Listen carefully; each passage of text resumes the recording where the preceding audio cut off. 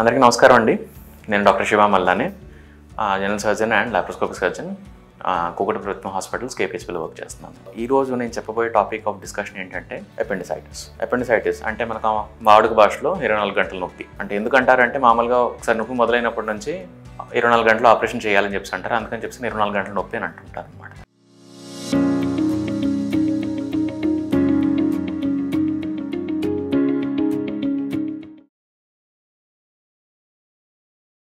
24 గంటల నొప్పి ఎందుకు వస్తుంది అంటే చాలా కారణాలు ఉంటాయమ్మా. దాంట్లో స్పెసిఫిక్గా ఇప్పుడు హై ఫైబర్ డైట్ తినడం వల్ల స్టూల్ హార్డ్గా పాస్ అవ్వడం వల్ల దానివల్ల ఏంటంటే అపెండిక్స్కి అడ్డుపడుతుంటుంది. అడ్డుపడినప్పుడు అపెండిసైటిస్ వాపు వస్తుంటుంది. దానివల్ల వచ్చేది అపెండిసైటిస్ అనమాట.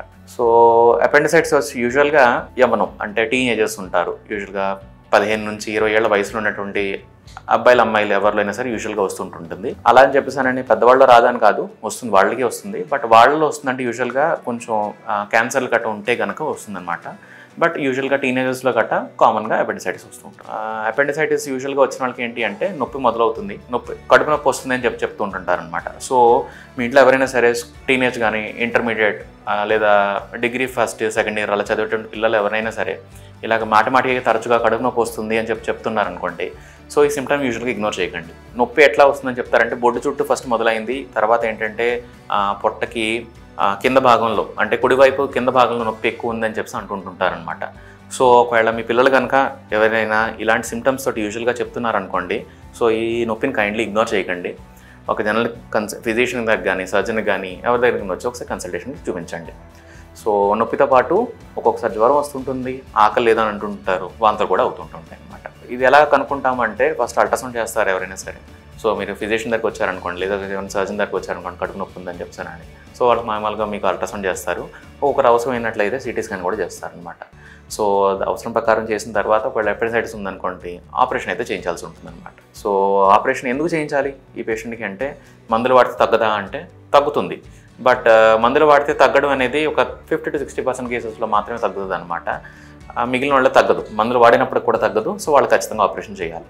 సో 50 to 60% మందులతో వాడితే తగ్గుతుంది కదండి, సో ఆపరేషన్ ఎందుకు చేయించుకోవాలి అంటే, సో ఒకసారి అపెండిసైటిస్ వచ్చింది అనుకోండి దాని అర్థం ఏంటంటే అది మాటికి మళ్ళీ తరచుగా వస్తూ ఉంటుంది అనమాట. సో మనం ఫస్ట్ ఒక 50 to 60% ఉంది కదా అని చెప్పి మందులతో స్టార్ట్ చేసాము, బట్ అయినప్పటికీ అప్పటికి తగ్గిపోతుంది. బట్ మళ్ళీ ఒకవేళ వచ్చింది అనుకోండి అప్పుడు ఖచ్చితంగా ఆపరేషన్ చేయించాల్సి ఉంటుంది అనమాట. సో రిస్క్ ఎట్లయినా అంటే ఇప్పుడు అపెండిక్స్ వాపు వచ్చింది అనుకోండి అది పగిలి రప్చర్ అయ్యి చీమ కట్టపట్టే ఛాన్స్ ఉంటుందన్నమాట.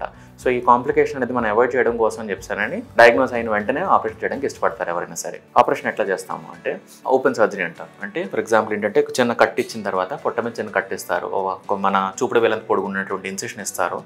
సో ఆ ఇన్సెషన్ ఇచ్చి దాంట్లోంచి మనం యూజువల్గా అపెండిక్స్ తీసేస్తారు అనమాట.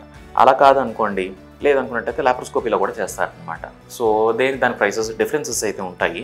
బట్ యవ్వనంలో ఉన్నటువంటి ఆడపిల్లలకు యూజువల్గా స్కార్ ఆపరేషన్ వల్ల వచ్చేటువంటి స్కార్ చూడడానికి ఇబ్బందిగా ఉంటుంది. అంటే వాళ్ళ కింద వేస్ట్ కిందటువంటి బట్టలు ఏమైనా వేసుకున్నారనుకోండి స్కార్ కట్ట కనిపిస్తూ ఉంటుంది అనమాట. పర్సన్ డిస్కంఫర్ట్ ఫీల్ అవ్వకూడదు స్కార్ వల్ల అని చెప్పానని యూజువల్గా మనం లాప్రోస్కోపీలో ఆపరేషన్ చేయడానికి ఇష్టపడుతూ ఉంటుంటారు ఎవరైనా సరే. పేషెంట్స్ అదే చెప్తూ ఉంటుంటారు, యాజ్ వెల్ యాజ్ డాక్టర్ కూడా సేమ్ ఒపీనియన్ అనమాట. ఎందుకంటే స్కార్ ఉంటుంది, ఈస్టెకల్గా యాక్సెప్టబుల్గా ఉండాలి అని చెప్పానని లాప్రోస్కోపీలో ఆపరేషన్ చేయడానికి ఇష్టపడతారు. లాప్రోస్కోపీలో కానీ ఓపెన్లో కానీ సర్జరీ చేసిన తర్వాత మనం అపెండిక్స్ తీసేస్తారు. సో 1 or 2 days డిశ్చార్జ్ కూడా అయిపోతూ ఉంటారు అనమాట. సో అపెండిసైటిస్ అనేది one of the most common condition అనమాట.